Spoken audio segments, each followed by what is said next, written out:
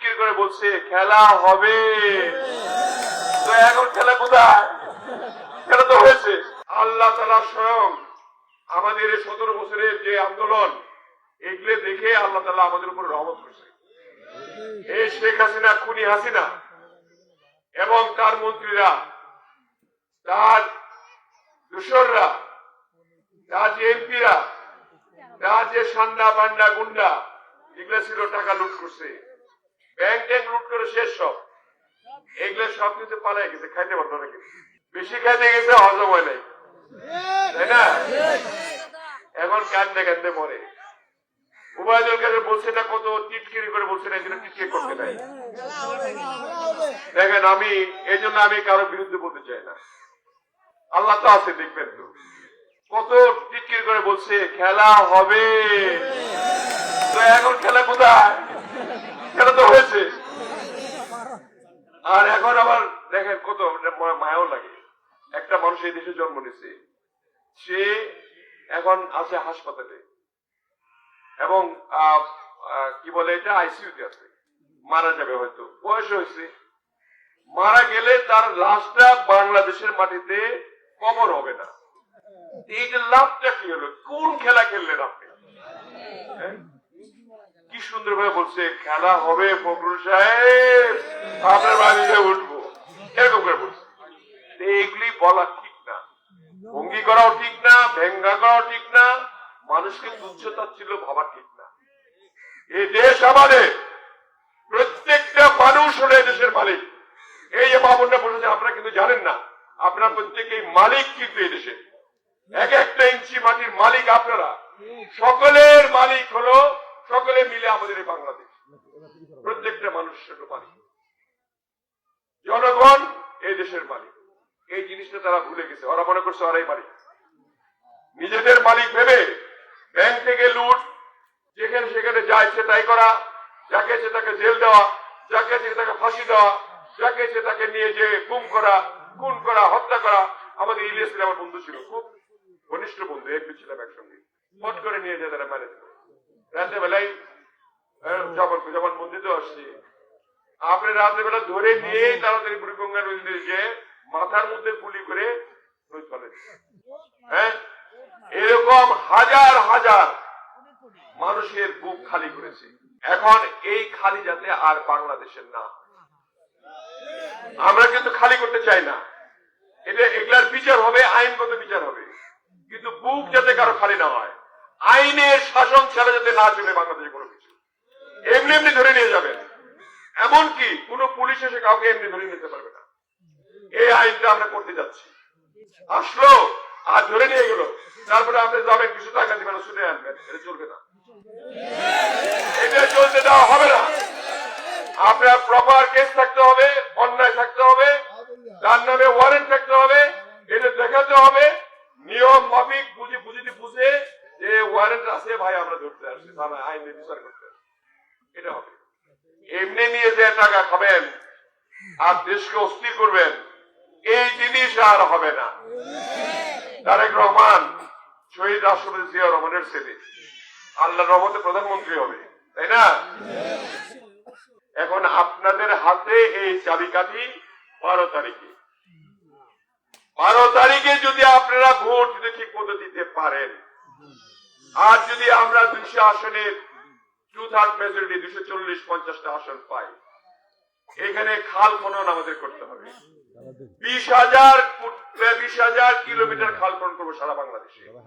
আমাদের এখানে পলাশতলা 20 বিলের খাল খননটা করতে হবে। এটা আমি অনেকবার বলছি, এটা প্রথমে আমি ধরবো, রোজার পরে পরেই ধরবো আমি। এই 20 বিল খালটা ধরলে পরে কত মানুষের খাল হয়ে গেলে মানুষ কাজও করবে, টিয়ার কালি খাত কমও পাবে, খালটাও হয়ে যাবে। একটা আমি সুন্দর পরিবেশ করতে চাই। আমি প্রত্যেক মাসে আমি আসতে চাই। আমার ছেলেটাও নাই আজকে, ও গেছে ঢাকায়। ওরে বলছে যে আমি যখন না আসলে তুমি এসে দেখে যাবো কোথায় কোথায় কি করলাম, কি হইতেছে কিনা। আর আমার এই যে নেতৃবৃন্দ যারা আছে, এদেরকে বলেছি আগের চিন্তা বাদ দাও, যা হয়েছে হয়েছে, এখন আমরা জনগণের স্বার্থে কাজ করব। তোমাদের কোনো অসুবিধা নেই, আমরা এই দেশকে ভালোবাসি, এই দেশের জনগণের সঙ্গে জনগণের সাথেই থাকতে হবে আমাদের। এবং তাদের দেখভাল করার দায়িত্ব আমাদের নেতৃবৃন্দের।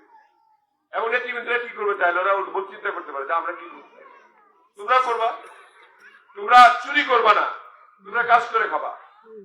এই যে এত বড় বড় কাজ হবে, হাজার হাজার কোটি টাকার কাজ করবো আমি ইনশাল্লাহ। আমি আশা রাখি আল্লাহ যদি চান তারেক রহমান প্রধানমন্ত্রী হবে। আমি বেশি করে আনতে পারবো না, আরে বক্সিগঞ্জ দেওয়ার মতো ভাষায় দিব।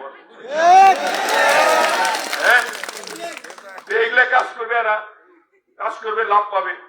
আপনাদের টাকা মারার দরকার নাই। আরে একজন তো 5 কোটি টাকার কাজ করলে তো 50 লাখ টাকা লাভ হয়। 10 কোটি টাকার কাজ করলে 1 কোটি টাকা লাভ হয়। 1 কোটি টাকা একটা নেতা পাইলে পড়তে তার বউ বাচ্চা সব নিয়ে সুন্দরভাবে চালাতে পারবে। আর চুরি করার দরকার নেই।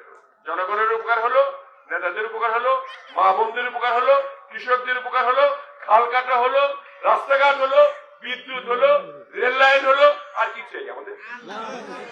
দরকারই নেই, সব সুন্দর একদম।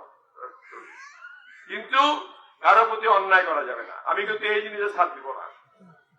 কেউ কারো প্রতি অন্যায় করবে আগের সরকারের মতো, আর আমি ছাড় দিব, এক কানে শুনবো, কানে কানে পিস পিস করে বলবে যে এটা কিছু করা যাবে না। না, আমি আগে শুনবো সত্য না মিথ্যা, অন্যায় না ঠিক, এটা শুনে কাজ করবো। আমাকে কিন্তু কেউ এটা যতই খাতির থাক, আমি কিন্তু অন্যায়কে প্রশ্রয় দিব না। এরকম মানে দেও নেই আগে, এখনো দিব না। কিন্তু সবাইকেই দেখবো, সবাই যাতে ভালো হয়।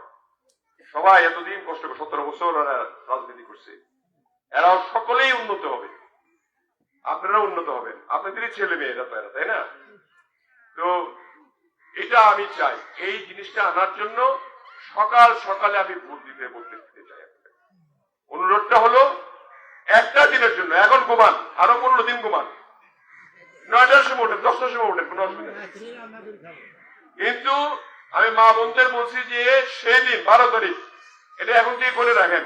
এই বাচ্চারা তোমরা তো মা বাবা মনে করে দিবা যে 11 তারিখে 12 তারিখে রাত্রে, 11 তারিখে রাত্রে বেলা কিন্তু রান্না করা যাবে না, নিষেধ, আঙ্কেল না করছে।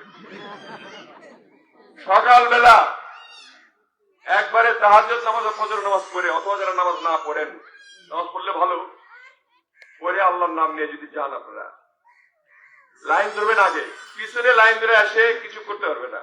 যখন দেখবে লাইন আসে, দেখবে কারা, এই বিএনপির লোক, এই লাইনের ছেলেরা বিএনপির লোক, মুরব্বিদের লাইন বিএনপি। ভিতরে কি চলতেছে ভাই? ও সুমানে ধানের শীষ, বাইরে কারা? ধানের শীষ। আবার একদল যে ওই যে লোক পাঠাবে লোক আনার জন্য, কেন্দ্র কমিটির লোকজন পাঠাবে, ধানের শীষ লোক নিয়ে আসবে। কি দিয়ে নিয়ে আসবে? এই যে ভ্যান দিয়ে নিয়ে আসবে, অটো দিয়ে নিয়ে আসবে, খেলা গাড়ি দিয়ে, যারা যে দরকার নিয়ে আসবে, ভোট যাতে বাকি না থাকে নিয়ে আসবে। ওগুলো আসবে, ওগুলো বিএনপি। ভিতরেও ধানের শীষ, লাইনেও ধানের শীষ, আশ্বাসেও ধানের শীষ, সবই ধানের শীষ। তখন ওই যারা আপনার পিছনে যারা ভোট দেওয়ার জন্য একটু গুড় করার চেষ্টা করবে, দুজন তো আসার প্রার্থী, তাই না? তখন আর চিন্তা করে ভোটটা নষ্ট করে লাভটা কি? আমিও ধানের শীষ, এইভাবে হবে। আচ্ছা, আমাদের মার্কেটে কি হবে? এই ধানের শীষ মার্কায় আপনারা ভোট দিলে পরে বাংলাদেশ বাঁচবে, আপনারা বাঁচবেন। এবং এই শেষ কাজটি আমি করে দিতে চাই, আমরা যে আমাকে বাঁচায় রাখছি। আমাদের শেষ ইচ্ছা হোক, আমরা ভোট দিব কিসে? সবাই বলেন একসঙ্গে, আমরা ভোট দিব কিসে? ভোট দিব কিসে? কারা কারা হাত তুলেন, কারা কারা হাতে ভোট দিব? সবাই মিলে ভোট দিব। সকলকে অনেক অনেক ধন্যবাদ। আপনাদের সুস্বাস্থ্য কামনা করে আমি শেষ করছি আমার বক্তব্য। আমার জন্য দোয়া করবেন। বাংলাদেশ জিন্দাবাদ, যারা তারেক রহমান জিন্দাবাদ, আমাদের শহীদ জিয়া অমর হোক, বেগম খালেদা জিয়া অমর হোক।